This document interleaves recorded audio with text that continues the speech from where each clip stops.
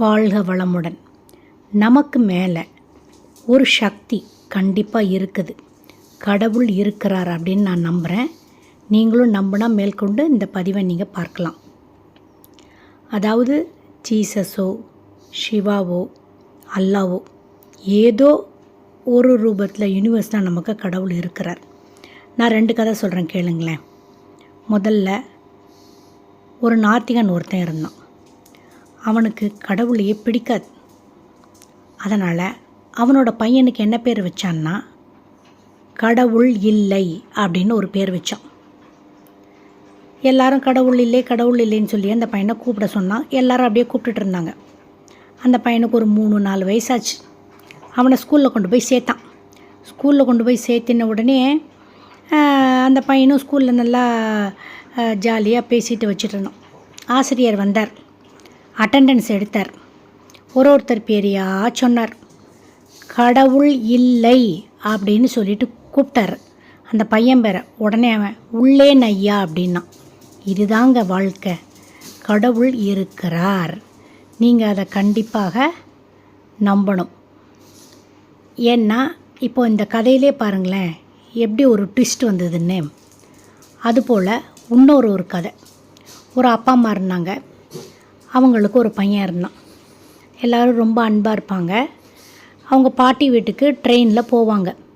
ஒரு 6 மாதத்துக்கு ஒருக்க அந்த பையனை பாட்டி வீட்டுக்கு அம்மாவும் அப்பாவும் கூட்டிகிட்டு போவாங்க.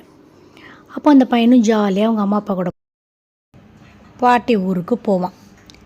சரின்னு சொல்லிவிட்டு ஒரு தடவை அவன் கேட்குறான் அவங்க அப்பாட்ட, அப்பா ஒரு தடவை என்னைய தனியாக பாட்டி ஊருக்கு அனுப்புங்களேன்ப்பான்னு கேட்குறான்.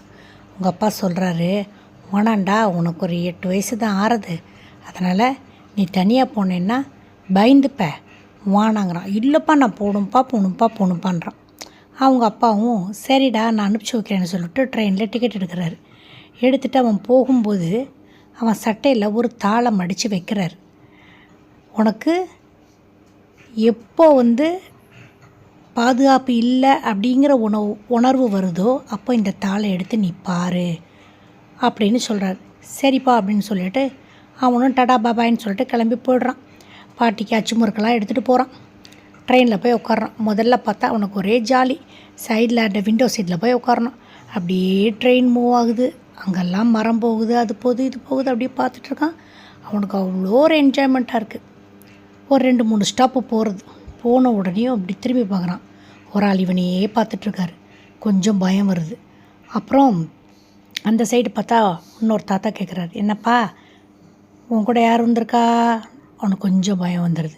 இப்படி ஒருத்தராக அந்த பக்கம் கிராஸ் பண்ணும்போது பெரிய மீசை வச்ச ஒரு தாத்தாவை பார்க்கும்போது, ஒரு படப்படான்னு பேசுகிற ஒரு பையனை பார்க்கும்போது, ஒரு வயசு பையன் ஒருத்தன் கொஞ்சம் முரட்டுத்தனமாக இவனை முறைக்கும்போது இவனுக்கு ஆட்டோமேட்டிக்காக கொஞ்சம் பயம் வந்துடுறது. ஆஹா, நம்ம அம்மா அப்பா கூடயே வந்திருக்கலாமே, தனியாக தப்பாக போச்சே அப்படின்னு சொல்லிட்டு நினைக்கிறான். சரி அப்படின்னு சொல்லிட்டு இப்போ அப்பா சொன்னாரே, ரொம்ப பாதுகாப்பு இல்லாமல் எப்போவாது உனக்கு ஒரு நேர்ந்தா நீ இந்த பையில் உள்ளதை எடுத்து படின்னு சொன்னாரே, நம்ம பையில் வச்சுருக்க தாள் என்ன ஏதுன்னு பார்ப்போம் அப்படின்னு சொல்லிட்டு அந்த தாளை எடுக்கிறான். அந்த தாளை படித்து பார்க்குறான். அந்த தாளில் என்ன எழுதியிருக்குன்னா, பயப்படாத கண்ணா, அப்பா அடுத்த பெட்டியில் தான் உட்காந்துருக்கேன்னு. அந்த பையனுக்கு இப்போ ரொம்ப சந்தோஷமாக போயிடுறது. அப்படியே கெத்தாக பக்கத்தில் அந்த ஆளை பார்க்குறான், இந்த ஆளை பார்க்குறான். பயம்புறுத்தினவனெல்லாம் நல்லா ஜாலியாக கெத்தாக பார்த்துட்டு சந்தோஷமாக பாட்டி வீட்டுக்கு போகிறான். இதுதான் வாழ்க்கை. நாம் இல்லாததெல்லாம் நினச்சி நம்ம கவலைப்படுறோம். நமக்கு பின்னாடி ஒரு சக்தி இருந்து நம்மளை இயக்குது. நாம் நல்லபடியாக நடப்போம், நல்லபடியாக இருப்போம், நல்லது செய்வோம்னு நினச்சி நம்ம செஞ்சோன்னா கண்டிப்பாக அந்த சக்தி நம்மளை நல்வழிப்படுத்தும். அந்த சக்தி உங்களுக்கு கடவுளாக நீங்கள் நம்பினாலும் சரி, இல்லை பிரபஞ்சமாக எடுத்துக்கிட்டாலும் சரி, அதெல்லாம் உங்கள் இஷ்டம். ஆனால் கண்டிப்பாக ஒரு யுனிவர்சல் பவர் ஒன்று இருக்குது. அதனால் அந்த பவரை நல்லா நீங்கள் ப்ரே பண்ணிவிட்டு உங்கள் மனசில் நல்லா உள்வாங்கிட்டு உங்கள் காரியங்களை கரெக்டாக பண்ணுங்கள். அந்த பவர் உங்களுக்கு கூட இருந்து எப்படி அந்த அப்பா அந்த பையனுக்கு கூட இருந்தாரோ அது மாதிரியே உங்கள் கூட இருந்து உங்களுக்கு எல்லா விதமான நன்மைகளையும் செய்யும்.